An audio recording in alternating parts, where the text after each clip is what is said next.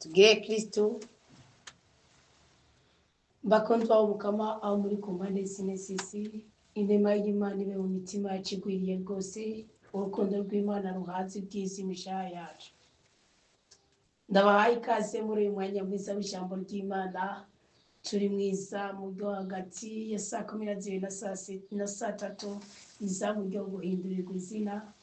Turi mwiza mu ryo gusoma ijambo ry'Imana dukuza ko maze Imana ikatwishimira, ijambo ryayo ikaribika mu mitima yacu, rya jambo rigahinduka inkota y'ubugi mubiri, rigaheza rigakorera muri twebwe, rigatagatifuza twebwe, rigatabara twebwe, rikakiza twebwe, rikabohora twebwe. None rero tugeze mu gitabo cya gatanu mu bitabo bitanu bya mbere bya Musa, ibitabo bitanu bya Bibiliya. Muri biya zimwe handitse ngo mu byagezwe, natwe mu gitabo cy'amategeko yaravuze ngo gutegeka kwa kabiri. Turi mu kigabane cya kane. Ibyagezwe kigabane cya kane, ukuzigama amategeko y'Imana. Ariko inyigisho zamo iryo guhindurirwa izina kuva tubitanguye tugeze ku nyigisho y'144 ko twatanguye Bibiliya. Dukuza ko abo tutatanguranye murashobora guteza iteka imitima yanyu mukagenda kuri YouTube kuri channel ya Restaurant Komera Kristo ni muzima, ariko ni Komera Kristo ni muzima gusa nibyo byanditseho. Ngaheza mukarabizo nyigisho zagiye zinza hagati saa 12 na saa 3, ariko kuri YouTube tusa bihashikirako. None rero tugomba tuganire n'Imana. Imana mushobora byose, Imana rurema, Imana umurengezi, Imana umurenganuzi, idutabara, idufashe, itubohore, iturenganure, iduteturure kandi itugirire neza. Ariko imbere y'uko dusoma iryo jambo ry'Imana, reka dusenge.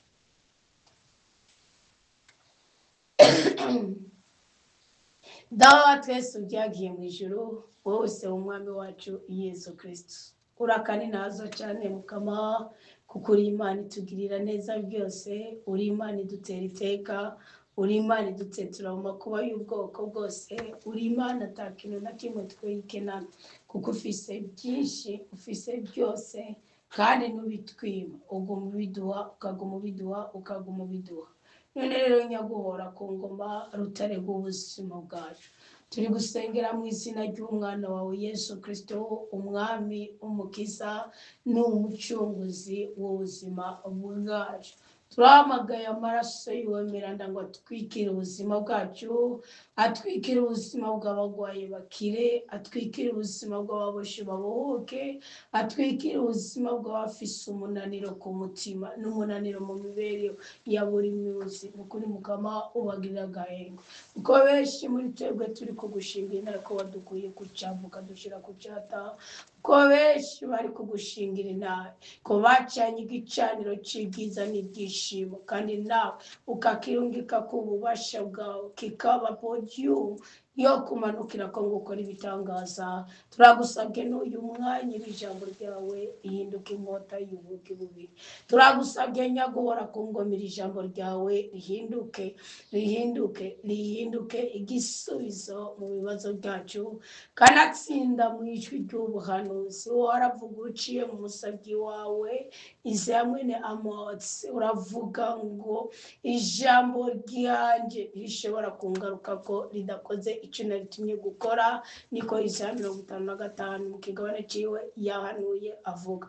Turagusabye ijambo ryawe nirituve ko ritadukijije, turagusabye ijambo ryawe nirituve ko ritaduciriye inzira muri aka gasuzuguro turimo.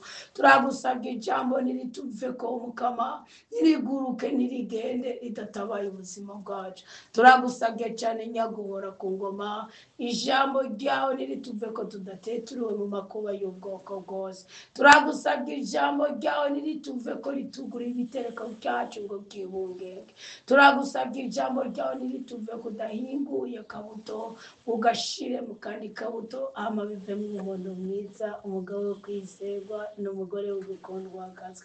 Turagusabye mwami Imana nyaguhora ku ngoma, wumva ururimi ndiko ndasengera, umva ururimi umukobwa wawe ariko arasengeramo, umva ururimi umuhungu wawe ariko arasengeramo, umva ururimi uyu w'uyu mukenyezi, umva ururimi w'uyu musore, umva ururimi y'intungane iriko irasengeramo. Ntuduhore imyaka tumaze tutagusenga, ntuduhore imyaka twamaze tukuryajyanya kimwe muri cumi, ntuduhore imyaka twamaze tukuryajyanya amashikano, ntuduhore imyaka twamaze tutazi gucana igicaniro cy'ubutabazi, ntuduhore imyaka twamaze tutazi gucana igicaniro cy'intavu, ntuduhore imyaka twamaze tutazi kugucanira umubavu mota neza, ntuduhore indasago, ntuduhore amajambo twaturiwe ko n'abadusumbya ubushobozi, ntuduhore amajambo twaturiwe ko n'abigisha bacu, ntuduhore ishavu twatawe ko n'abatuvura, ntuduhore mwami Imana nyaguhora ku ngoma, amakara n'imivumo n'ibindi byose byikweze biva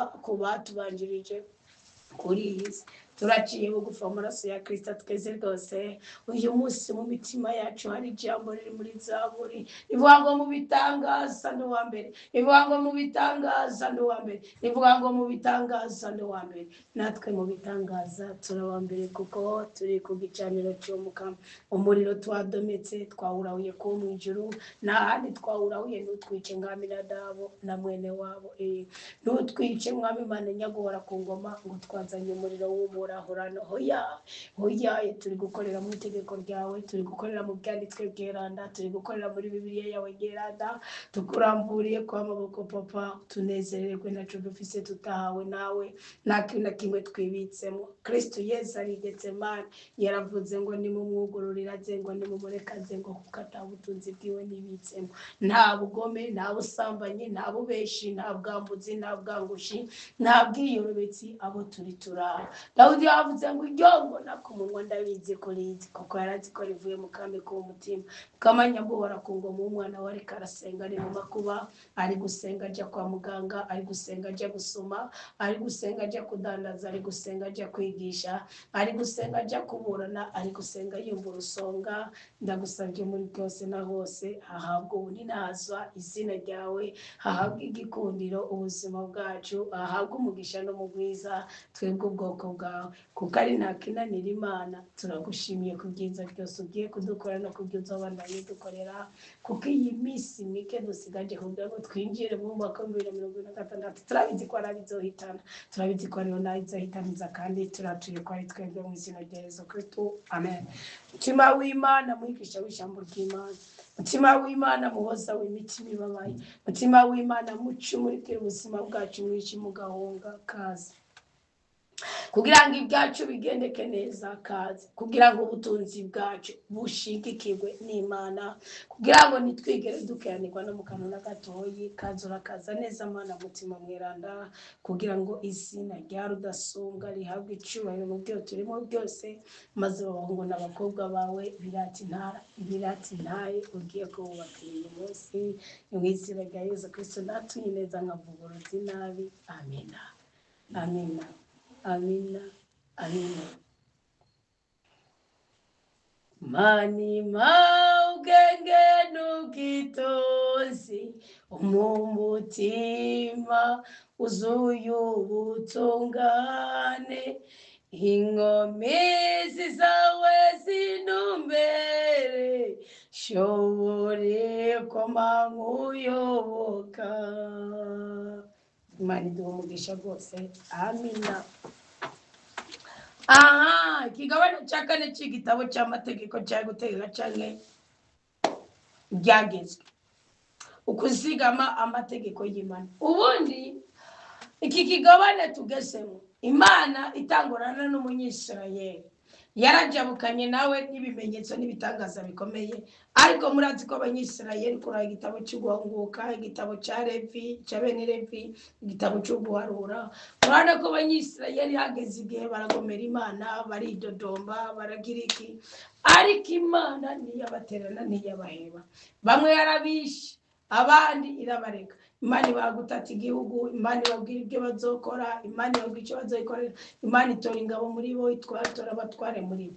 Ubu rero Imana irabona ko mu mitima yabo uko bukeye ko bwije baguma biyumvira ibintu bitajya nibiza. Imana ibashyiraho amategeko kugira ngo uzubaha itegeko. Basi Imana yari bakuye mu bwinshi, Mwibaga mu gitabo cy'ubwara bageze igihe bakagira ibicumuro, bagize ibicumuro baga ubudangarwa bw'Imana bukabava ko ushikako barake Sihori babatangira. Mugabe Imana kubw'isezerano ryayo iravuga ngo no, reka mbagirire ikigongwe. Ninde wa mugabo ninde umwe yaje kubaho? Baramu aragenda ngo agiye kubavuma yatumwe ko n'umwami w'Abemori. W'Abemori, okay? Moab, Abemori, Hamoni, Abamoni, Abemori. Biramu Imana mugo ururimi aho kuvuma arahezagira. Aka nakamaro k'igicaniro. Iyo uri ku gicaniro n'uvumika ngo byemere, mugabo urashobora guhura n'iki. Nkajye bavuga ngo yarusimbye, ngo yarujabuze. Burya abari ku gicaniro. Hano bavuga ngo yarujabutse, ngo yarusimbye abari ku gicaniro.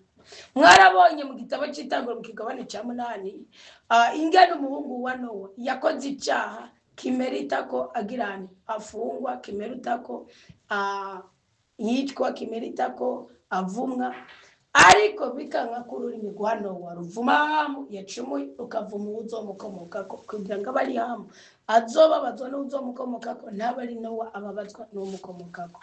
Nukuvuga iki? Kubara Nowa yari afise igicaniro cy'umuryango wose. Iyo ufise igicaniro cy'ubuzima bwawe boroga gatoki boguhishano, mugabe igicaniro nicemera ko wicwa nibwo burozi burakwibika. Tugitangura muri umvukano studio akasitara komera Kristo y'umuzima hari yaciye umwaka umwe bimenyetse Imana yanyeretse ko ihari. Kuko bundi dutangura kwigisha ijambo ry'Imana wumva umuhamagaro muri wewe. Mugiki kwemeza ko uwo muhamagaro ushigikiwe n'Imana, kikwemeza ko uwo muhamagaro urinzwe n'Imana. Niryama ugasanga nk'ubu mu minsi Mikael ugasanga wowe waruzi wose Imana uti Imana nawe umuza n'abantu 50 gusa tukaza twigana ijambo ryawe turahagije. Wowe usanga muri 5000 babisigura ko Imana ibashigikiye. Kuko Imana niyo yakira ijambo yacishije mu kanwa kawe ikarishiramo ububasha, abari hawe bakaryumvira, bagaheza giko bagakugwa ko iminaniro n'ibisuzuguro byabo n'ibigeragezo byabo cyangwa bagakira indwara zabo, gutyo nabo bagatumbiranira. Ubwo nibwo bukwe bw'umwami Imana. Nukuvuga rero Imana naho bayicumuyeko niyashimye kubatererana. Iravuga ati mwe ndabona ntimugonda inzozi, ariko nzoza ndabafukafuka. Kubereka abanyisirayeli Imediyani bari bahacumuriye gushikaho Finehasi yica umunyisirayeli Mediyani kazi bariko barasambana, kandi Imana ikaryoherwa yabisha. Mugabo Barahamu aje kubavuma yatumiriwe n'umwami w'umunyeshari, Imana ikanga ikabafuka. Gushikaho Barahamu yavuze ngo muri bo nta gicumuro, ngo muri bo nta kuraguza, ngo muri bo nta gusambana, kandi basambana. Nuko bari bakiri ku gicaniro cyacariwe n'umukama kivuga ngo muri abariye butabazi. Ndababwiza ukuri, kuba mu muryango, gusengera ahantu, kugendana n'abantu bafise Imana, nimutabikurako ajya muhora mubona ari ibintu mwibaza ngo nubwibone ngo ni ibintu byajuko. Hari ibintu abakozi b'Imana bagira usaje wese ndende Imana icyumva kandi bimera umugisha kacanye ibimbabarire ko cya bimera umugisha, ako nibaza ko bimera umugisha. Ugasanga protocol mu pastor ugasanga afishe nimba n'ababokta n'abaki bodyguard. Murumva bodyguard cyo gisigura ubundi ni Icyongereza. Murumva icyo gisigura anabazina kivuze ndazina nategera icyavuze sinari ndaciteze ko ari cyo nukuri bodyguard. Murumva icyo kivuga ubundi uko nukwiha icyubahiro cy'Imana, ariko nawe ubakirwa no ndi kubigisha mwe mutarabya kujya kuba mu bodyguard y'umuntu murumva icyo aricyo. Ubundi jigwa zina sinakwemera kuri nyita mu gice cyubahiro no kigo ufise Imana, kandi nanjye ibyo zina sinakwemera kuza kuba bodyguard wanje. Mugabo kumva ko biri byo mu buzima bwanjye no kwiyumva kubera iki hari abamarayika baciriwe ibyo bintu, hari abamarayika baremewe ibyo bintu. Muzosoma igitabo cy'Abaheburayo mu kigabane cya 2. Ntabwo ibyo bintu siko nabura umukorezi muri ku rugendo itsi okay, namba muri abigisha bijambo ry'Imana mwaje gukora muri gihugu muri kuri ataritsi okay. Mugabo bodyguard nibaza ko atamukozi w'Imana yiyubasha ati cyari cicoro cy'Imana ingene gipfuye iyo byemera. ngo bwemera muri mu mubiri gose, muri mu mubiri gose gusumba mu mwuka. Kubera bodyguard yanje nkubifiswe n'abamarayika, ngani waringa ati kuko I know it, ndabizi neza yuko umutima wanje uri kwemezanya n'Imana ishaka. Ndabizi sinayikuboka kwicara, sinayikuboka gufata birego ngiri kubuha intege zanje maze kuzaza nkambura iyo kanzu y'intege, ngambara umwambaro w'igitwe n'amaraso ya Kristo. Bodyguard that this time muri ico gihe dasonta nukuvuga bodyguard ntabwo ibigikenewe kuri Rozine, ntabwo ibigikenewe kuri Kaita cyangwa Frank cyangwa ubundi muntu ari yajya aha. No, bodyguard ibareba marayika. Kubera iki bari gukora? Niyo mpamvu Yesu Kristo ariko arigisha ibitangazo byarakoreka, abantu batarinze kwimena umuguru hasi, batarinze gwa ibifukunye. Umugore yaragwaye, yaramaze imyaka 12 agwaye ingwara y'umugongo ava amaraso, n'umugabo yaramutataruka amufatanye uburaya, abana bakamutataruka bemeye kwitwa imfubyi taruko babihisemo. Yakidijwe niki nibo bodyguard ya Kristo yaragiye. Ujya mugore arafite ukwemera, arasohoka gusagira nk'uko bodyguard ya Kristo bikoze igitangaza,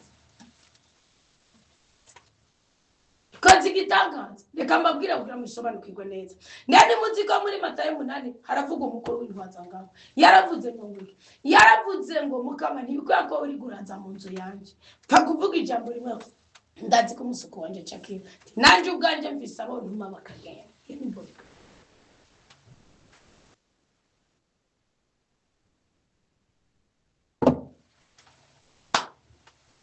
Imana rero imaze kubona umwana w'umuntu muri ku gicaniro cy'ubutabazi, nta kintu kimangayikisha, nta kintu kimbabaza nk'ukubona uri kuri iki gicaniro. N'ubu tumaze igihe twigisha izinyigisho zo gusenya ibicaniro by'abadayimoni, ariko nuko aribwo natanguye kwigishiriza ko no, natanguye kwigisha ubwoko bw'ibicaniro mubanze mu byumve mu bwonko. Niyo mpamvu ndiko ndakengurukira cyane abakristo muri ko murambaza. Mu mukristo yambajije ikibazo cyo cy'ibicaniro, nacenda cigisha ko mu gihe kizamu yo kugurukira ciza ku buzima bwacu, naje nagize amazamu makeyi kubera impamvu zitandukanye, ariko mpamvu n'imbazo ubutumwa bwenda barayi nukuvuga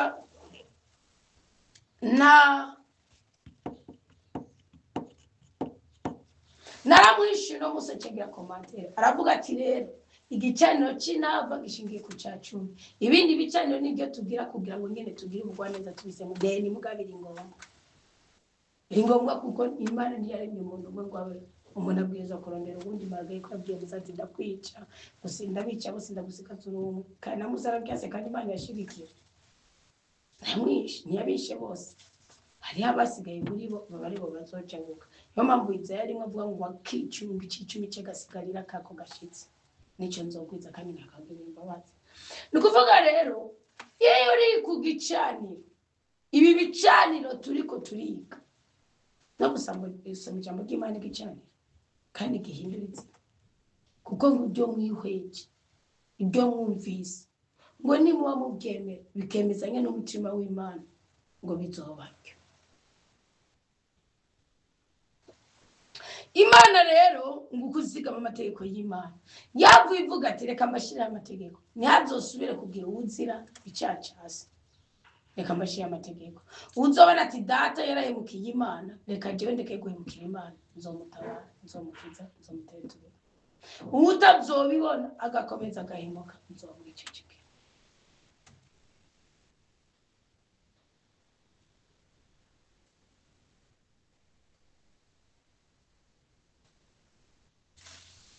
Ubu rero Israel mviriza amategeko n'ingingo ndabigisha kugira ngo mubikurikize.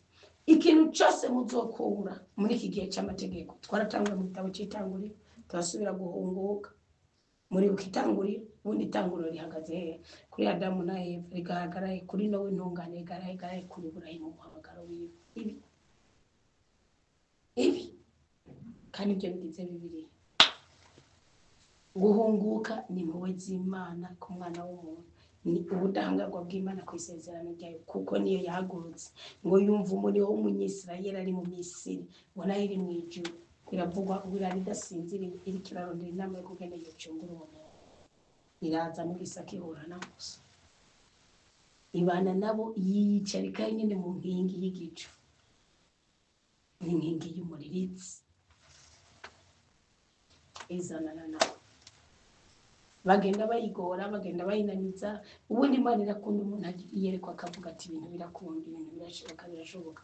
Mugabo Umunyisirayeli yarababaje Imana mu kuba atigeze mu Imana yakoze. Bagabo bagore bahungu bakobwa bakundwa b'umukama, nubona waramutse ufise imwe mu nyabazi iruhande yuko warakubiswe ngo umuntu utarabiteze ko ariko kubita, iruhande yuko utaraye mu cyumba cyawe warayisohowe, iruhande yuko wayisanze ibintu byawe byahiye, umugisha umukama atanga niwongera kumubabara ukundi. Ndagusabye mu izina rya Yesu Kristo nkorera, ndagusabye mu izina rya Yesu Kristo senga kanyumva. Nubona ugize alo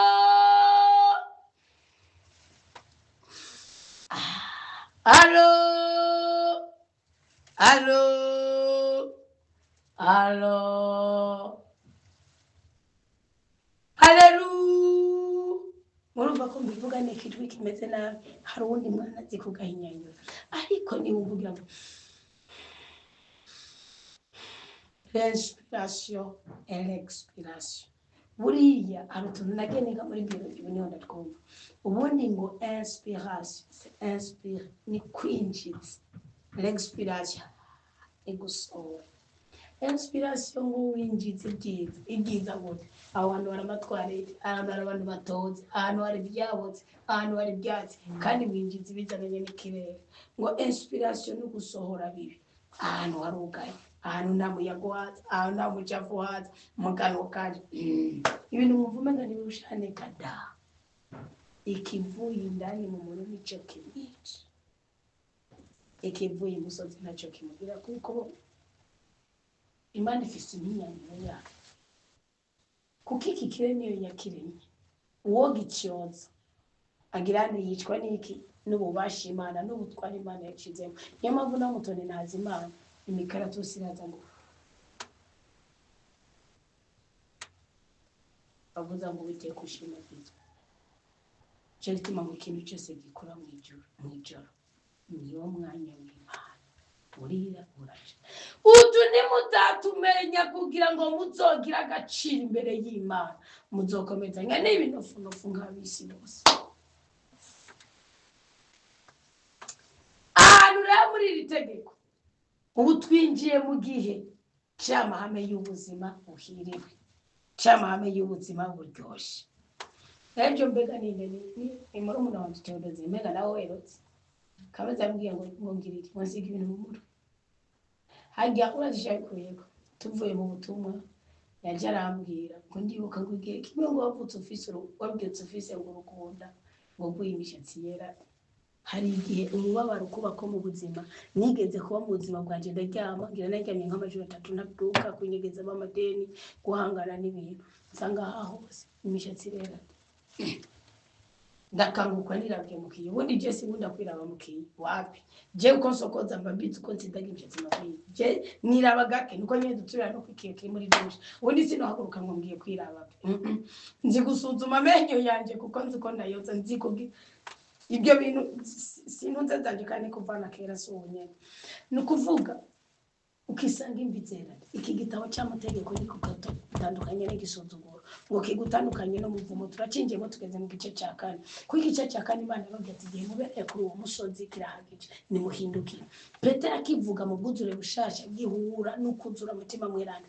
Niyo mpamvu kiri muri bibiye muri iyi minsi 10 tugomba gusaba Imana twuzuze umutima mweranda kugira ngo duce twinjira muri ya minsi 40 izotangwa n'itariki 21 zo ku kwezi kwa 11 dusenga dusaba Kristo ngo ase natwe abe muri twebwe akorere muri twebwe. Nituvumwa bari bavumwa, nidusuzugurika bari basuzugurika, nitubabara bari babara. Komsa bya bintu 12 Imana ndasabye uze wo marika gati kamataraka 12 zo ukoze ndari kwisenda ndarabye bakutire ndazi ko mfite ubutunzi ndari kwisenda nuko ndasabye Imana kazere karangaga amatara 12 kimezo cyuko twarekuwe kuri byose. Ubwuzure bw'Imana burahari. Ubundi si kugendereza mugari ibimenyetso by'inava mu buzima bwacu bw'umutariki natako. Nukuvuga nkuko n'umugore amenya ko yaramukibageze kabyara, nkuko n'umukobwa amenya ko ageze ko aje mu bihe bwiwe, nkuko n'umuhungu amenya ko ageze karongo. Icyo kitiza nukuvuga rero iki gitabo cy'amategeko ejo niho bambwira ngo nimba bambwiye ngo ni ibintu nasize butu ndagani n'amahoro ajya niyo yirabuze umushatsi. Nukuvuga hari ibirunga Imana iri kirashira ibi nawe rero zine nawe nitwirirwa nge washiriyemo n'ibyabihanzige gutemetse gute oshingi nayi n'ibirungo Imana izishiramo.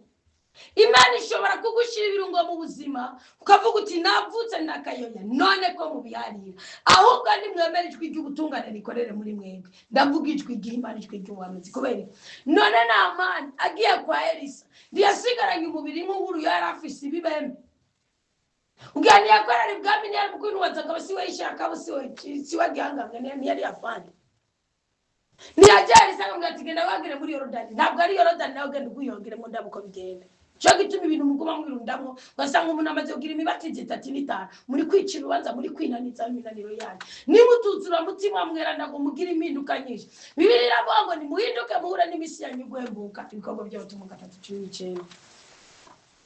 Imana ikavuga ngo igihu nico kijambo vugira cyugururira iki gitabo cy'amategeko. Hinduka igihe ubereye kuri uwo musozi kirahagije, umusozi w'agahinda, umusozi w'umunaniro, umusozi w'ubugumba, umusozi w'icyanyu, umusozi w'igisuzuguro. Mugabo mushobora kumbwira ngo none twese ntaduhinduka ibigatarare muri mwebwe birimo bingana gute? Tushobora kwizera impinduka utaracana igicaniro cy'umukama. Kandi ubundi bicaniro byose mukora simvuze ngo biri fake, no. Mugabo birugurirwa n'igicaniro cyitwa igicaniro cy'intaba. N'ubu kuri kose wa pastori wa patiri wa musenyeri wa papa ubutunzi winjije nimwe mwari ubutunzi bw'isi, waba president waba ministre wa premier ministre nimwe mwari ubutunzi bw'isi kandi namwari yamaraga mutima yanyu. Niyo mpamvu keshi na uhigwa birangira bakugize ko critique bikemera. Undi harugudanga rw'Imana ikibako burya ta critique kugaruka wigaze kubasaba runugasa nibikunda teka n'icyubahiro byamye n'Imana yimika n'Imana yabaye utwara. Mugabo daki gicaniro cy'intava mutaracubaka mutarabona hari umuhanuzi w'umukama ngo muhashire igicaniro cyari mu cy'intava mbabwije kuri cyo mwo kubaka byose biba ari ubusa gusa. Bifise akamaro kuko birasharije igihugu, bifise akamaro kuko birungurutsa abandi. Mugabo reka ndababwira ibanga ry'ukuramba no kuranirwa, reka ndababwira ibanga ry'ukudakubitwa kudeta, reka ndababwira ibanga genda ucane igicaniro cy'umukama kandi ucane igicaniro cy'intava. None se wako mwavuze ngo ibintu ni byinshi nibyo kunda nawe wari ufise bingana ni kimwe muri 10 nawe wari ufise bingana ufise amaze 10 tangiwe simiduga 10 tangumu binibyo ndabivuze mbe kuri iyi ndabivuze ibindi byose ntuzobura urubanza rukura lega one day. Kandi simbivuze ngo nugushinyagura, mbivuze kuko tutararonka umuhirwe yuzuye. Erega Salomo nagiye gutangara ngo umunsi yimikora abana ko ari Imana yamugiriye akajenti. Arabana ko umukuru w'intwaza ngabo zase isebwa mbere yari yashaje ntiyaracivuna. Arana ko umukuru w'intwaza ngabo zase Yowabu akaba nande akaba namubyara we kuko ari umwishwa wa Dawudi yamwimutse. Akabana kumuhereza nk'ukabiyatari yamwimutse. Mugari akiriho gato ikitwa Sadoki. Hariyo n'umuhungu w'umuhamagaro yitwa ne Benayi. Avuga ati jewe napfuye mu bari kubutegereza kuba abasaseredoti abahereza mwuka muganza kubinga igihe canje cyari kinyene. Aba bantu b'umuhamagaro mwita ngo ni gwimetse. Uniko ngo muwire mbabwije ukuri ni mukanyera mujyane na Bibiliya. Tegeko ry'umukama riravuze ngo Salomo ngo aceragenda ahereza umukama. Ahereje umukama nezerwa n'ibimasa yamuhaye. Nguko twese iyo twinjiye mu ngo iyo tuvuruza amadiplome iyo turiko turiga turiko turahiga umuhigo iyo turiko turabwira Imana ngo nungirira neza nkadandaza nkunguka nzo nungirira neza nkagurisha iki nzo nungirira neza nkaronga iki nzo hagera ngo ugatangura kubona ubukene, ugatangura kubona amadego, ugatangura kubona ikonik, ugatangura kubona ibyaro utarabwira, ugatangura gutakaza imyanya yo gusenga, imyanya ugatangura gutakaza ubushobozi bwo guhigura wa muhigo. Uburinjya ku buzima bwawe Imana yakwicicikara igita kwanira ngabo mwisho birangira wicujije kandi ubibona. Reka mabwira kandi Sara mu busaza bwiwa kubana ngaje guherereza umubavu Imana yagize iki yahereje Dagoni ahezo za Tamuzi ahezo za Osiris ahezo za Mars kubera abagore yarongoye mwumva ngo ni igihumbi amajana 3 n'incoreke z'abagore biwe kuvuga barabikwerera bakaba bizanirira mugabo amajana 7 yarabakoye kandi barababanga. Kandi nagira mbabwize uko inabukenera afise mugara buzi gicaniro kimwe cy'Imana acane kubera abagore baramunanije. niyo mpamvu Bibiliya ivuga mu gitabo cy'ibyagezwe cyangwa igitabo cyo gutegeka amategeko 18:22 ngo umurozikazi nimukamureke ngo abeho nimumwice. Nda murozikazi angana umukristo umugeni wa Kristo yabatijwe ku izina rya Data n'irya Mwana n'irya Mutima Mweranda. Imana ikaba yaravuze itegeko akaryangiriza. Iyo Imana ivuga ngo umurozikazi naratangaye nsanga iryo jambo cyo ndaja kwiganira ko nabonye umukristo yakibakije mu mwanya wo kwishura ibibazo. Nabonye ngo umurozikazi iryo jambo riri ahantu hatatu, mugabo umurozi iri ahantu rimwe. Kubera iki? Ubundi Salomo icyo yakoze kiragije ko cimbisha abagabo.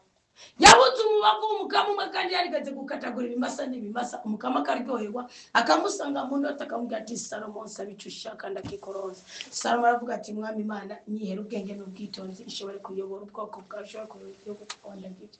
Imana tugonze ku mutima ndagwana ibyo utasabye n'inzahabu n'ifeza. Ukiri Salomo ngira Imana y'ijuru n'isi, mu gihe cyawe inzahabu n'ifeza bizometse nk'ikariye n'uzobikubura nazobimara, muzorya mwage muzokorerwa na ntambara. Muga Salomo abizana mu ikigirwamana. Mbabwije ukuri igihe cyose icyaniro cyose mu cyane mwarafashe ijabo muraja ku mashuri murafashe imfubyi nimwaryarya Imana kimwe muri 10 niho mwimye horasho hagati y'ubwami bw'ijuru n'ubwami bw'isi. We wumva ko wahiriwe, we wumva ko wakijijwe, we wumva ko watabawe mu butegetsi bwawe. Genda nimutunzi bidashoboye gukontrola n'ubutunzi bizokwica. Genda ubwira abajya basharuwa bawe tikimwe muri 10 mugitwaye mugore mukama nibatagitwaye Imana izobatihagura. Kandi mume raporo kujya mu basabe izindi raporo. Nimwebwe muzo muri ko muragura ubwami bw'Imana. Aho mwashitse, aho mwicaye nta kizoabakura. Ngiyi Imana iravuze. Ureko kujyaniro Barahamu nabutwarage. Kandi Barahamu mufinati. Mundakinata bamwe. Yaravuganye n'Imana. Imana iramusanga ambwira ngo baje kubwira nabo bantu. Ngo baje kuzaje kubavuma. Ati nugende nyirekera nigire maze nje kubakura. Nje kubahonje uko niko mupfuma bahenze. Jana kimwe muri 10 mu bw'Imana yaguhaye. Nugatinya ngo bamenye umushahara wanje. Gira Imana uti kugwanje rwande kimwe muri 10 ndagitwaye. Niho muzogirane, niho muzokora iby'ubwenge n'iby'ubutungane. Ubundi bwoko bw'amafumbiri, bwoko bw'inzahabu bwose bwanyazwe n'amabwe mu ryajyanye Imana kimwe muri 10. Kubera iki ntabwo Imana yaturemye ngo twese dukore mu ngoro yayo. Mugari abo yategereje kandi wabaye umuryango umwe inzimwe mu 12. Ni zimwe yewe nyene mu 12. Hararare mu bantu amamiliyoni n'amamiliyoni. Mumva babwirizwa ko bangaye bakora mu nzu y'Imana. Oya kandi abibaritse. Mucyane cyo gicanira mu gicane mudahugunga. Imana yacu ni Imana y'amasezerano. Yaravuze ati kugira ngo ntuzogira urwitwazo ndagushire yitegeko. Umva ndababwira kantu kamwe. Ndagushire yitegeko iryo tegeko nugyumvira ukamurikira ukamereka ukagumana nanje. Misheni wabivuze mu kigabane cya 6. Yaravuze umurongo w'8 ngo mbese mwana w'umuntu uvuga ngo mwana w'umuntu. Mbese mwana w'umuntu niki kintu witaka gusaba Imana igusaba ikigusaba kugira ngo urambe kandi uraniko ya myaka yawe ikurinde mu inzatsa ikurinde mu inzige ikurinde mu imibabaro ikurinde mu agahinda ikurinde hari ibintu mwiyango none ubundi nzobaha imyaka 100 wewe uyipunguza ngane mbunde katsibyago uyipunguza ngandeko yavuye mu kanwa k'Imana ni wowe uriho rero tugukurikiye. Wananyaka 100 nzomara ngo singene kuzogora abantu yakuzonda bagore ku myaka 60. Bakwambike pamperse haro kubera wavuguruje icimana yavutse.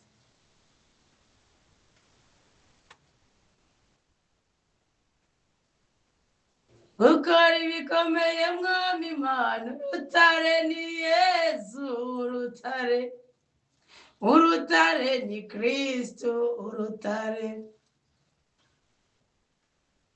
Barundi tumutambire urutare ni Kristo urutare. Urutare ni Yesu urutare. Nimuze twigisha inyigisho zishingiye kuri bira mu gitabo cy'amategeko turabigene Imana ikadutera ikaduhindura amateka ibintu bigatanga. Abinyingoma bakayima kandi bigakomera. Abagise tugakuraho urupfu tugakuraho ingwara tugapfukura agashinyaguro. Erega muri Israel uzobyiwe zapfu umuntu yagomera Imana kandi umugome none nayo bari mu isinzi by'intungane kubwiwe yo umugome. Ngo rero Israel umviriza amategeko n'ingingo ndabigisha kugira ngo mubikurikize niho muzobaho kandi mukazokwinjira mu gihugu umugami Imana y'abasokuru banyu yabahaye ngo kigire iki kibegukire. Alo hari igihugu cyagukira abakangazi byakunaniye kucyagukira kandi urangomba ku munsi wose.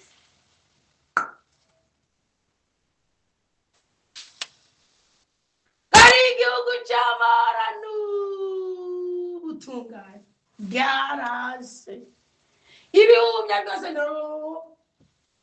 ibikaza byose niba by'igiti kudatiraje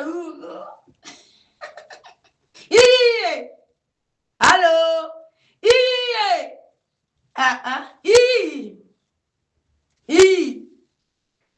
ngo ngwiki reka ndababwira akantu kamwe, nutatakaza Imana tuzotakaza ubutegetsi, nutatakaza Imana ntuzotakaza ubuhiga, nutatakaza Imana uzotakaza ubutunzi, nutatakaza Imana ntuzotakaza urubyaro. Kuko we na myaka 90 ufise nabo ifise ngo hano nishuze Imana kuko ubise igicaniro cy'inama utagivise abari zaka.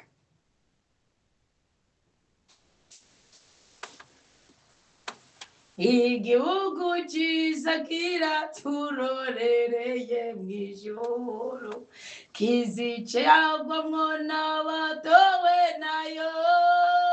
Iyo ndirimbo ni indirimbo ya Papa Claver na Dorcas umugore wiwe abanyarwanda. Mugabo rani na Zaburi mugana hari Zaburi mwebwe uko mwitwara Jessica ndayitwara najya mu 2023 nawe nayitwaye nabi munyuma nabwira Imana imbabarira rwose senzi ko ari Zaburi. Iyo ndirimbo si yo kuririmbira umuntu yapfuye, iyo ndirimbo ni yo kuririmbira umuntu ariko arahinduka, umuntu agomba gucanira igicaniro cy'umugabo. Aro ngwana sibyo kubera umuntu yapfuye icyo aba yarakoze aba yaragikoze, iyo ajya aba yagiye ndimusubira kuza mwivanga mu bitaba baraba. Umuntu yapfuye avuye mu mubiri yamaze gusubiza iyo kanzu yitwa umubiri, aganira n'Uwiteka kandi iryo tegeko Imana yari kizibanga ni hagati na hagati twarayishije, hagati yo kuva mu buzima no kwinjira mu bundi buzima, hagati yo kuva mu bukene no gutunga, hagati yo kuva mu bugumba no kubyara, vuga ngo twarahishijwe.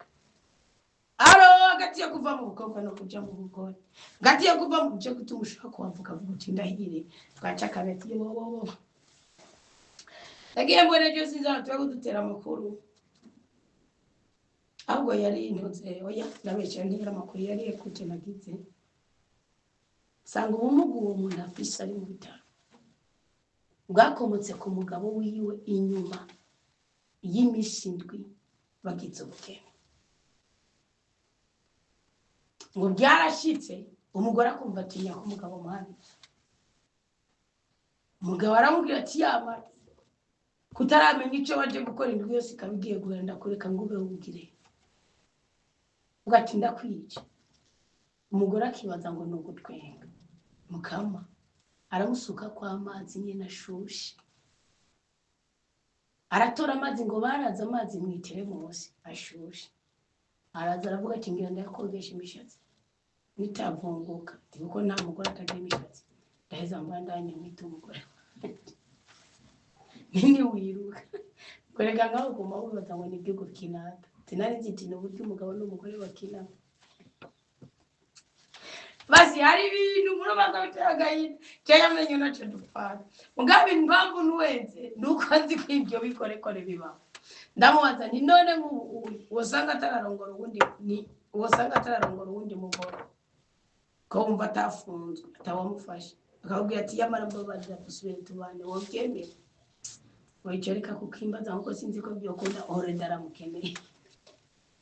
Ndavuga niwe kere mwaracunguye mugabo muracaniye namwe kwicungura Jesse ko naguhenda unje sindi mutumwa w'ikinyoma mwaracunguye mugabo muracarindiriye kwicungura.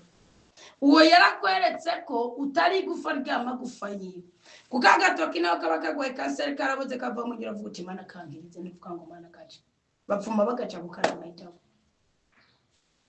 igufa ryama gufa yawe ntabwo yari yaragutakaje ngo avuge ngo arakurondeye simubajije ingene mwahuye oya mugabo mwaba Kristo ni mutaza ngo muyegurire Imana ibindi byose muyegurire nawe yo umugore wawe ashobora kugukorera amanyanga avuga ati niwupfa nzoba kandi nzobarira nzoronka n'undi rusempati.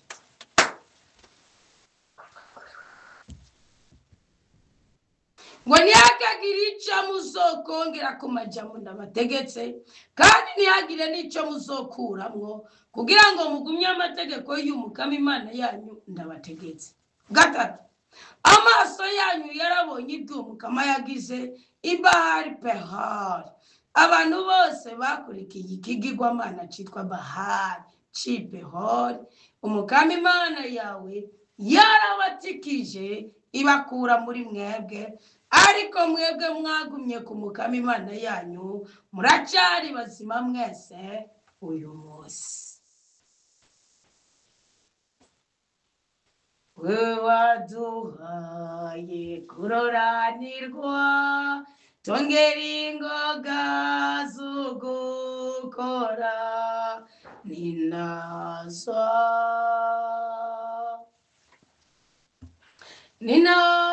amanu ninaze ubu n'imyaka yose.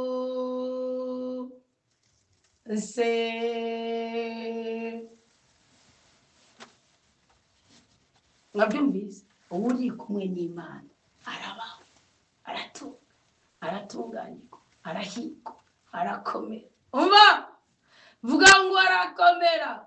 Hari igihugu Imana yakugeneye utazicara muto utazinjira mutazongezamwa n'ibirego. Mva mbabwire kano kamwe nagira mbabwira ko hari n'irindi banga Imana yakoresheje turaje turibone mu gitabo cyo kwa Yohana nicyo kizokora ikintu ngo akiri yo sanduku muyiremeka ibitugi kandi hura atayiremetse ibituga akayishyira ku nka.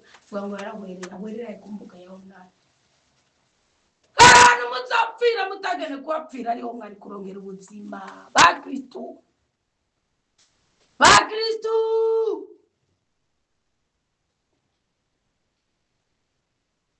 Nimba uri muri Yesu neza gumamo. Imana uyenda ko muri kumwe nayo iraguhenda ko iri kumwe nawe. Zaburi ya 18 navuga ngo iki koko nakasomye no bancumu cyo kimwe na Samuel wa 23 hani mu migani ya Salomo. Zaburi 18 inje na 12 Zaburi 4 Zaburi 32 Zaburi 8 ko nacyo kwabona.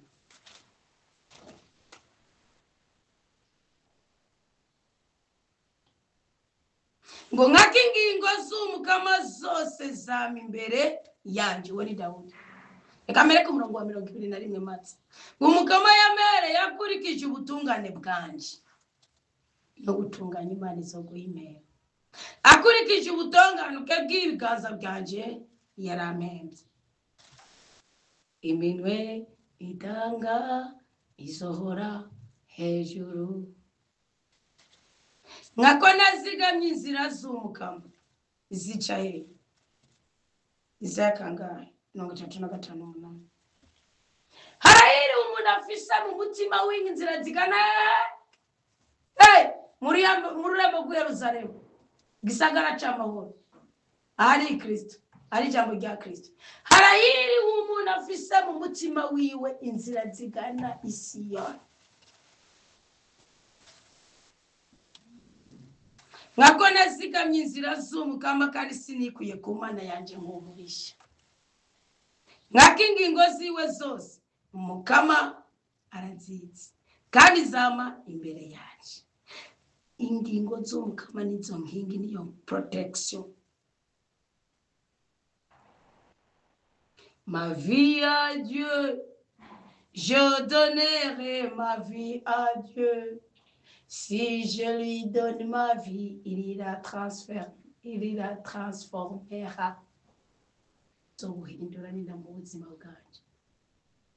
Il sera près de moi. Il ne me laissera jamais seul. Je donnerai ma vie à Dieu.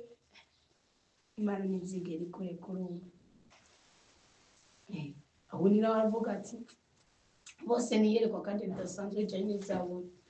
Mon cœur a survivre la sincérité et je ne veux vivre que la vérité. Que la vérité, et j'irai vers la montagne où tu m'attends, Seigneur. J'irai vers la montagne, là de ta maison. Izacu minicene bugera ni n'ubuhanuzi bw'igihugu cy'ubu bwango yanga muragahora murumviriza.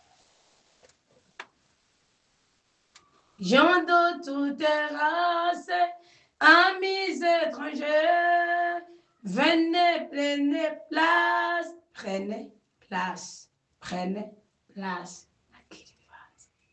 Il faut partager. Nakingi ingo ziwe zose zama imbere yanje, kandi sindirimuka ku mategeko yiwe, kandi ndi ntungane imbere yiwe, kandi ndirinda gukora inabi. Umva rero ibyamo, umva ibyamo.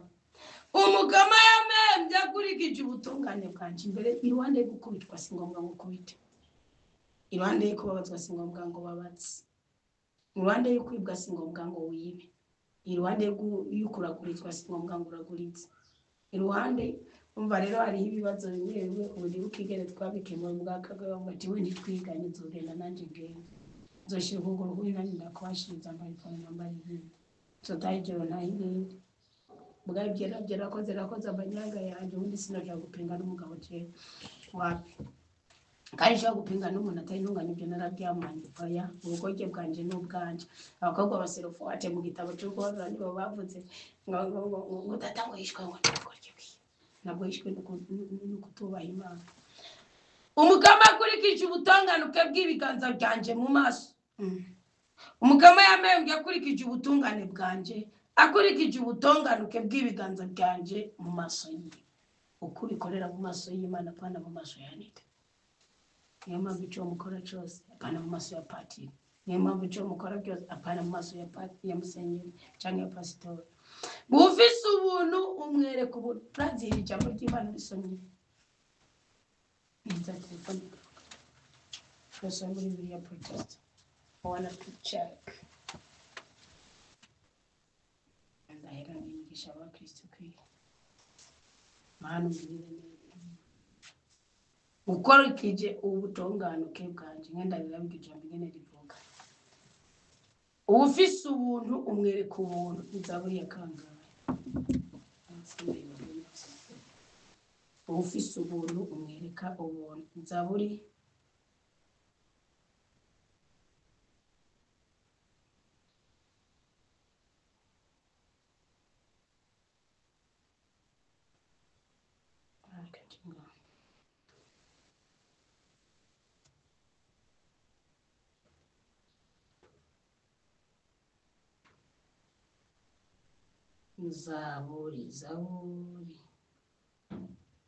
kana kweti milkagari. Okay, Zaburi 18 umurongo wa 26. Verses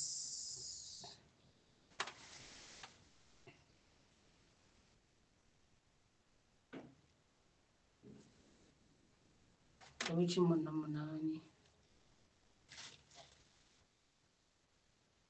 kumunyembabazi kamere kuri verse umurongo wa 25 ngo kumunyembabazi uzokwiyerekana uri umunyembabazi. Urumva ho iyi Bibiliya ishira muri mu gikozwe n'umukristo n'icyo Imana igiye gukora. Twebwe ngo ni umukama yamembye akurikije ubutungane bwanje, akurikije ubutunganuke bw'ibiganza byanje mu maso yiwe. Mugabo ngango kandi mwumve ko ariho bisobanutse neza aho nariko nsoma muri Ecclesia Katolika. Mugabo ngango kumunyembabazi uzokwiyerekana uri umunyembabazi. Bisigura ko nutagira ubuntu, nutagira imbabazi, nawe Imana iza kugira imbabazi. Ni na Matayo 6 Yesu Kristo avuga ngo utugirire ikigongo nkuko natwe tugirira abandi. Sibyo gatoya kutunganye uzokwiyerekana urutunganye. nukuvuga nugaragara nk'utunganye kuri mugenzi wawe n'Imana izogutunganiriza. Kutanduye uzokwiyerekana urutanduye. Aha kiravuga ngo kutanduye niyo 26 basibira hushanye kubona kunabarigwa uzokwiyerekana udadika. Umuntu atumva Imana izogaragara nk'idaditse, izodadika umutima ngo Imana idadika umutima wa Farawo. Aha rero aha umurongo wa 26 utandukanye cyane no muri Ecclesia Katolika kuko wanditse mu zindi bibiliya kandi wumvikana no mu Cyongereza ne wumvikana gose. Nukuvuga ngo kutanduye uzokwiyerekana urutanduye, nukuvuga ku ntunganye ku muntu mweranda Imana izerekana ubweranda. Muga kunabarigwa uzokwiyerekana urudadika. Ni wabinumva Imana izodadika ubuzima bwawe. Patira kubwira ngo imbabazi zakubaye kuzibure uburi cyangwa cyimbabazi. Kandi afite ryo gukure kuri rya. Nafite ryo ati wowe warapfuye. Ningakujya ku muganga. Nagiye mbona umuganga ahesha facture. Urumva umuntu wakagwara ukwezi kose. Kagwara indwi zibiri batamwitaho. Ku munota wa nyuma babonye ko insuffisance renale yamaze kuza. Sibyo? Bakabona ko badafise n'ibikoresho byo kugira ngo bamugirire iki. Nukuvuga bakazana oxygene, bakazana ibiki. Mwisaha ya nyuma y'umugwayi wawe kari afati isumbi igihe wamaze muri kemita. Hakaza abasumba bahora baza gukora bwikomeye. Baburyaga nabwo nabonye babona no kwa muganga. Irabura rye baba barakwitayeho kabari kukanyuma ari kugira baremesha abantu. Imana reka ndababwira kantu kamwe. Hari igihe kureka ukabwirwa ntiwumve tanga icacumi ntiwumve kumva umenga baraguhenze ukumva umutima shitani kaza ugaturapfuye amafaranga naca swakore kumarira kumba ni nyuma yo kutaratanga naca cyo kukumariza neza zitukuma tuzoma. Ndari yumaze kumera nkuko nabonye hariho n'abandi Imana yamaze kudadika idashaka kumera ko bakora ikorwa by'urukundo kubera igikorwa cy'urukundo kibagize Imana ibyaka. Igikorwa cy'urukundo gicinzira yo gutabara. Igikorwa cy'urukundo kiravuga gusumba ibindi byose wakoze. Nicyo Kristo yadukirishije. Cyaravuze gusumba ibyo abari barapfuye barakoze. Burya hamwe Yuda yoba yiyahuye imbere ya saa 9 Yuda arashobora kuba yarababaye. Kuko nawe bihuriye n'ibyo Kristo yavuze. Mushaka kuvuga ngo Kristo yavuze ngo nabona atakaje usibye wari wo gutakara. Yarakiri bwakwisi yarakiri mu mubiri. Ikindi naco Kristo ngo haravuze ngo mvira uruhande wa shetani none azutse yagize yatanguye kwireka Petero. Kandi ari Yohana yatanguye kumubona akavuga ngo mwigisha Petero akaba ari we yita mu mazi ngo kambara impuzu agace yita mu mazi. Ukuvuga kwisubirako. Ubundi ugiye koga niho mbari impuzu urambura. Ukuvuga kwisubirako kuko impuzu n'imico n'ingese. Wari samuragwa. Nawe Yohana ari watangutse ama Ecclesia. Hajya bivuga ngo uri Petero no kuri iryo buye muzobanze mubyiwe. Samura ko ari Petero watanguje amadini watanguje ama Ecclesia ni Yohana. Muzabwiweze mudapancharika. Niho muzomenya gutandukanya aho mushiri cya 10 cyanyu naho mushikira amachikano yanyu. Niho nimumara kumenya ubuzima bwa Paulo, ubwa Petero n'ubwa Yohana. Aba bana ba ukabusobanukirwa muri simu kuzobuhejeje nta nabo uzokora ikintu pancharize. Kandi arabakristo mukora ibintu byanyu nibitse byanyu byabo. Byose mukabikora mufatwa n'umwuka witwa mufisi umucamanza yitwa bwibona. Tinene ubona ko yabikoze. Kandi Imana izofata ngo ko wagishize buryo cyari kugiye bubafu ureka nje kukikuzanira mwana ntikundi njyaga ntikundi bigome abagome ntikunda ibigorye. Mvirize ngo kunabarigwa uzokwiyerekana udadika. Ni mubarigwa barababwira ati cya 10 kija bigenduko amashikano wagenda utwigora tugenduko bigenduko mukadadika. Kunabarigwa Imana igaragara nk'iyidaditse. Tuzabigaza umusaruro nibazobaye ngindi bibiri bivuze cyane bivuze. Nanda bivuga ngo no byikora ndabitware. Hari dine fisi. Mvuga utakwa nakabuye kariko karasemerera. Ugenda ukora byako kabuye kariko karavuga. Kuko ni natire yako we n'igihindura natire yibuye n'igibuye. Numbaza uburyo ribyaro uzongore bwe. Ko mutima w'Imana atangambeza rajya ko nyuma wipfa kubibaza. Ngo kuko uzokiza abacishijwe bugufi ariko amaso yibona uzoyasubiza hasi. ni wewe ucana itara ryanje, umukama Imana yanje ni wamboneshereza mu mwijima, mwakiyo turi kumwe ndatera inteko, turi kumwe n'Imana ngasimbura uruzitiro. Wow, dushobora kuba kumwe n'Imana utayitwaje isanduku n'igikona. Aro, nimukibaze ko hari ikindi kizoba jabutsa. Sindabarahiye Bibiliya yarabimbukije kandi usigaye niyibara rwose, ivuga ngo congratulations. Yes, thank you. Nukuvuga sishobora iyo Mana inzira zayo ziragororotse, ni wowe wenyine ugomba ngo watubonye Mana, uratubona Mana. Ani a, ini i, uni u, oni o, eni e. Ni A, B, C, D, E, F, G, H, J, K, L, M, N, O, P, Q, R, S, T, U, V, W, X, Y. Just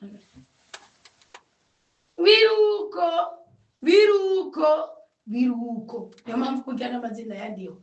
Genigera ko yabigije nabigije ngaho. Ubundi yabwiza ko 27.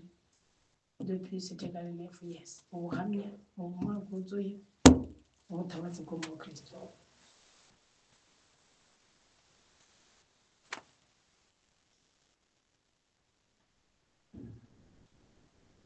Kunagondwa kubikora uko byumva byagezwe igitabo cy'ubuvari igitabo cy'amategeko 16 kunagondwa mangana mu 2023 singiye bukaneza ngo Imana iradatika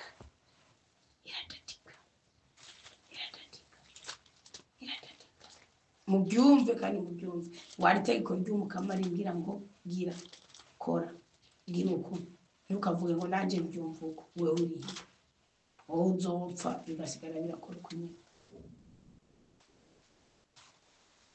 Ni kirazira kudadika iby'Imana yadadanuye kandi nutabyumva uko Imana yabivuze, Imana nayo iradadika ubuzima bwawe.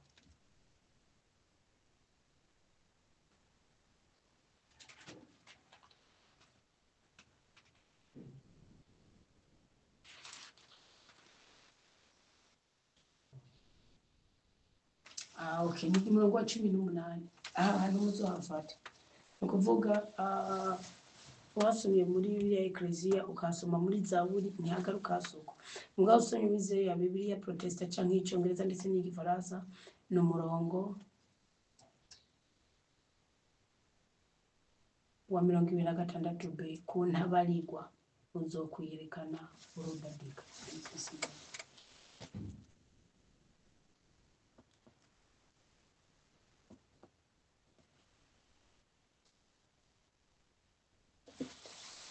Muzokwigenera hanani mu gitabo cy'amategeko 16 umurongo wa 18 aho cyumvikana neza muri Bibiliya Ecclesia.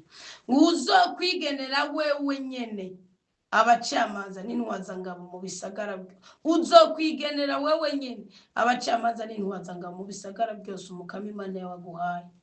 Ubagene ukurikije imiryango yawe, nibo bazocira abantu imanza zitunganye. Ntuzogorame ikingingo, ntuzugire nkunzi, kandi ntuzokwakira ibiturire, kuko ibiturire bihuma amaso abanyabwitonzi bikagoramika amajambo y'intungane.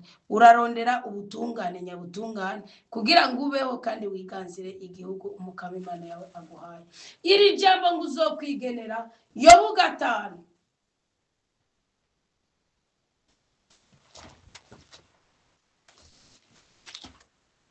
Iri mutabigendera ko mu mategeko ntacyo muzohakura. Nukuvuga uravuga uti mukama kuzobivuga niko nzovyumva, kuzobinyigisha niko nzobitegera. Ariko Paulo aravuga ngo mugende mukurikize murabe ko bihuye n'ibyanditswe muri Bibiliya.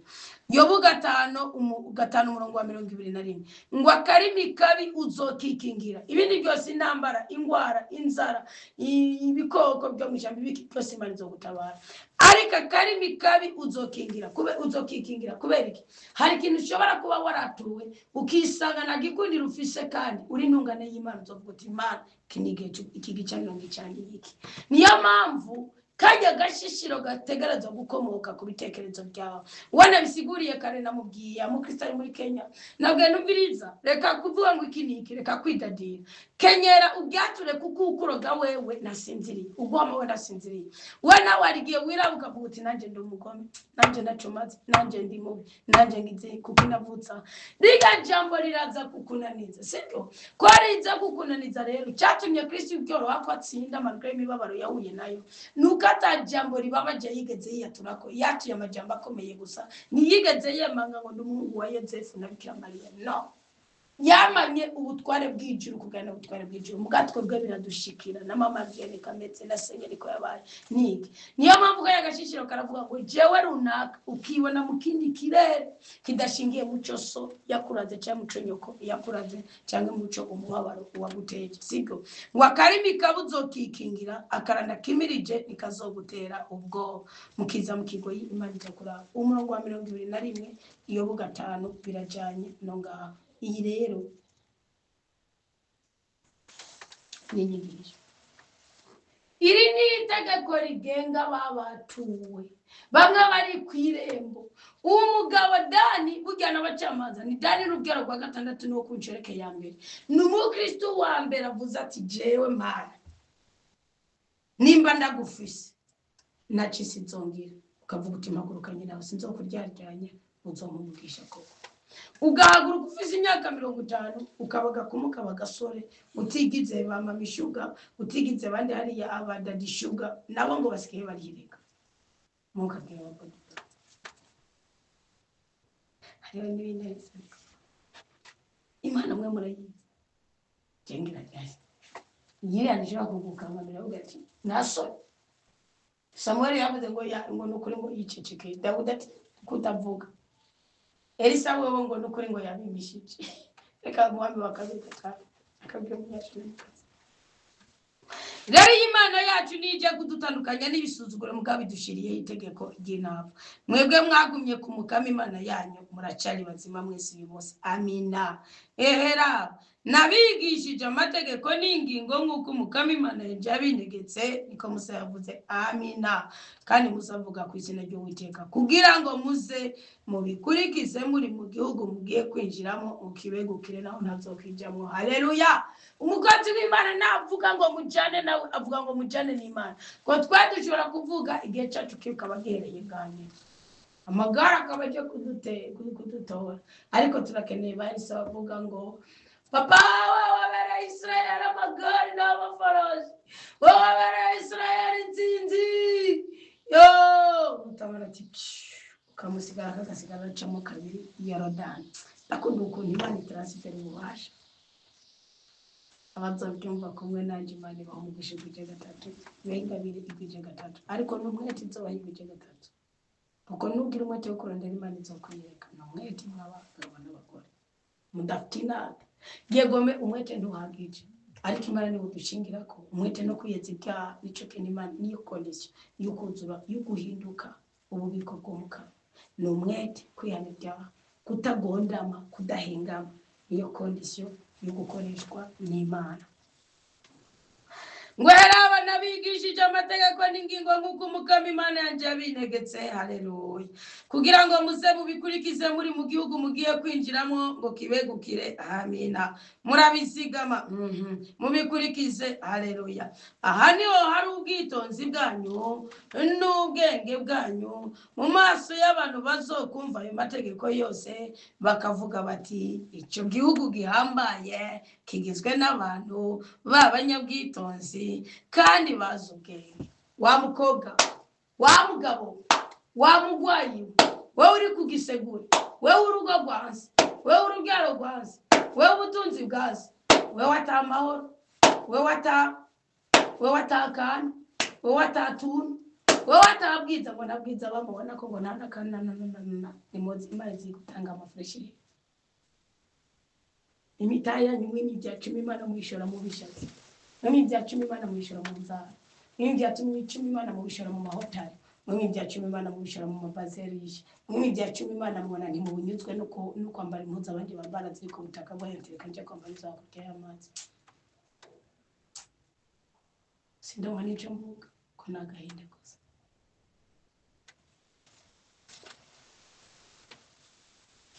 Mwako nikiye gihugu gihambaye gifise Imana nzicama hafi nk'uko umukama Imana yacu atwama hafi yacu igihe cyose tumwambaje.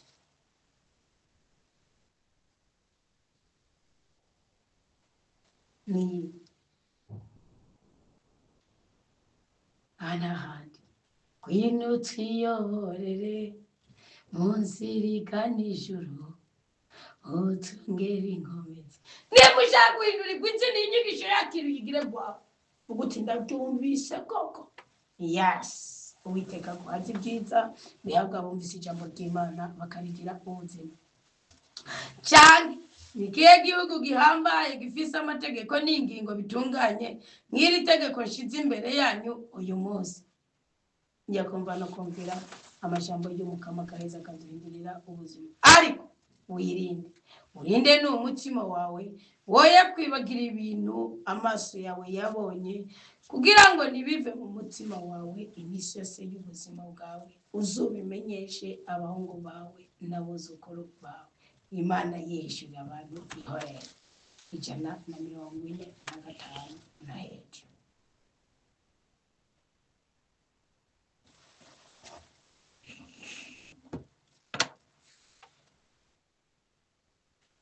Ninegwa nkagwa mu byaha byinshi nzotabaza Imana yanje nzikubita imbere yayo nayiza mbabarira insubize mu nzira kandi ntozagagiza, kubwo namenye kw'inkona nzoca niyongeraho niyo buhungiro, aribyo bona ibizoza byose ntakizodutanya, kuko Imana yadukunze cyane bitagira urugero, yageza itanga Kristu Yesu ngo adukize, kubwo namenye kw'inkona nzoca niyongeraho niyo buhungiro.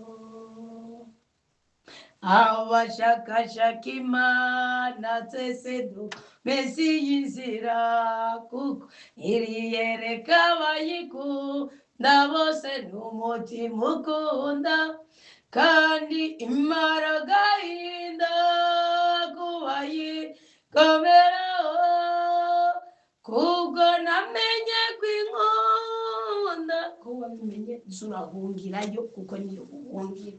Icyo bivuga nayo turiko turabiririmba umenga twame ndekoye. Nimbuhoraho aramahoro yawe asinakisha nungaje simbuzi kose bavuga ngo niba uhoraho, niba uhoraho, ariko mu kirundi kubyumve nimba uhoraho ari amahoro yawe, nimba uhoraho ari ibyishimo byawe, komeza inzira watanguye, reka gucika intege, wahisemo neza umukama muri kumwe. Dawa Yesu byagiye mu ijuru, ongera uninaze mu buzima bwacu. Cyubahiro ni icyawe, niwe waremye umuntu wishushanijeko, umuremera n'ibizomutunga, ushaka agahimbara kakarondera mu itegeko ryawe, uwabanye natwe kuri iki gicaniro cyo guhindurirwa izina. Turumvise ijambo ry'inkoramutima, ntabwo twari dukwiye kubandanya tubana n'igihugu ijambo ryawe ndahebo. Turumvise ijambo ryawe ry'inkoramutima, ntabwo twari dukwiye kubandanya tubundabunda kubera amadeni, kubera ijambo ryawe rirarema ibintu bishaje. Iki gicaniro cyo guhindurirwa izina nyaguhora ku ngoma kigeze ku bagabo bava mu bushurashuzi bw'isi, kigeze ku bagabo bava mu guhunahuna inyuma y'urugo, kigeze ku bagabo bagaragara nk'intwari ku rugamba rw'ingo wabaragije. Iki gicaniro kidasanzwe, uyu mubavu muwota neza ibi byacu bamashikana, utu twigora akakanya ko kumviriza iri sengesho. Nubyakira ubihumanurisha ubuzima bwacu. Aha turi ku mpande zine z'isi, twahuje umutima twese kandi turi hamwe turegeranye. duha umugisha, duha ubwenge, duha ubwitonzi, duha amahoro, dutsindishirize, tuburanire, duha urubyaro, duha urukundo, duha igikundiro, duhe Mukama ibibereye abasabyi bawe, duhe Mukama ibibereye abana bawe, iki gicaniro kigere mu ijuru kandi ntigitangirwa n'ikintu na kimwe. Protokole yo mu ijuru itwenge mu guhereza uyu mubavu wacu. Urakoze, duhezagire, dutekerere, ranurana n'imitsi ubugombe bwose bwahuri mu mitima yacu, tukwishikanye ko ataco twisigarije uyu munsi wa kane w'igenekerezo rya 13 kwezi kwa 11 2025. Mukama uriduhezagirire, uriduhere mu bubasha bwawe, uriduheremo imbabazi zawe,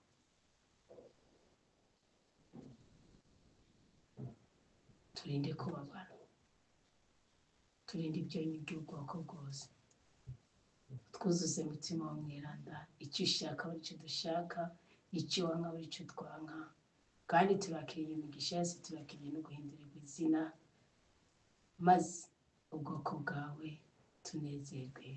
Amina. Umunsi mwiza Imana ibatandukanye n'urupfu bahuze no kuramba no kuranirwa, batandukanye n'imikoshi bahuze n'imigisha, Imana ibatandukanye n'icankiri bahuze n'igikundiro. Haleluya.